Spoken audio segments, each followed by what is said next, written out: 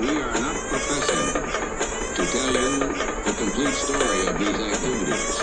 We are professing to tell you the complete story that we know. A new world order.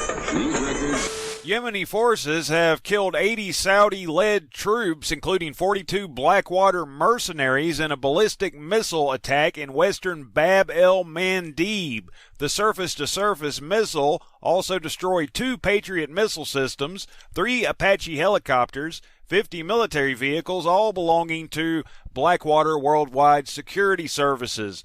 The report also added that 2 Saudi warships were damaged while fleeing the incoming rockets that were fired spontaneously due to the missile impact. And that's a report you can find on Press TV. Daesh acquiring sarin nerve gas materials via Turkey. EU set to extend anti-Russian sanctions by at least 6 months because of peace agreement between Ukraine government and pro-Russia forces in eastern Ukraine is still far from having full implementation. The current round of sanctions is due to end in January. There have been vast divisions over the EU over the economic sanctions against Russia, while Eastern EU nations prefer several more years of sanctions. Countries with closer ties to Russia, including Cyprus, Italy, and Hungary, favor dialogue with Moscow.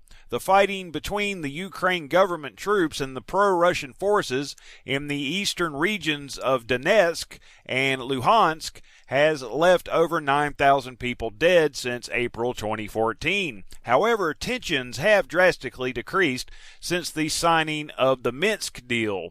Russian jets carrying out up to 40 airstrikes a day in support of the Free Syrian Army militants who are battling Daesh in Syria's Raqqa, Aleppo, Homs, and Hama provinces, says Chief of the General Staff of the Russian Armed Forces, General Valery Gerasimov.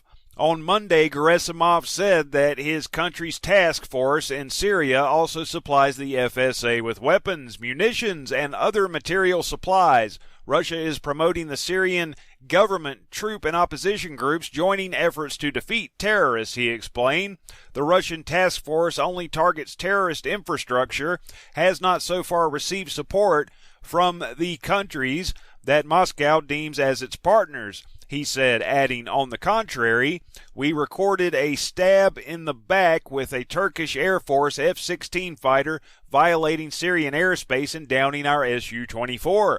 The FSA has rejected Gerasimov's comments, saying that, on the contrary, the Russian Air Force is still launching attacks on its position, but militants from a recently formed alliance of Syrian armed troops, including those who identify themselves as FSA, have confirmed the Russian officials' remarks, saying they benefited indirectly from Russia's actions.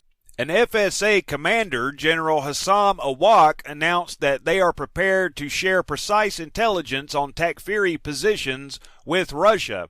We have precise intelligence documents, maps, and we can share them with the Russians so that their strikes on Daesh are more effective, Awak said. We really want to cooperate with the Russians in the fight against Daesh, that's ISIS and so on and so forth, the terrorists, on the condition that their airstrikes hit solely on Daesh targets, he added.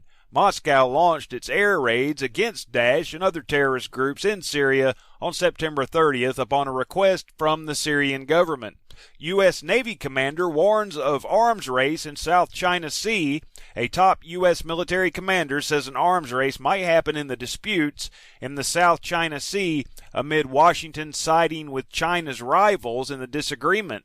Beijing has maintained that Washington meddles in the regional issues and deliberately stirs up tension in the contested waters. On December 13th, the Chinese Defense Ministry said the country had stepped up its military drills in the region as part of its routine exercises. Just wait. Watch and learn. Just wait. Watch and learn.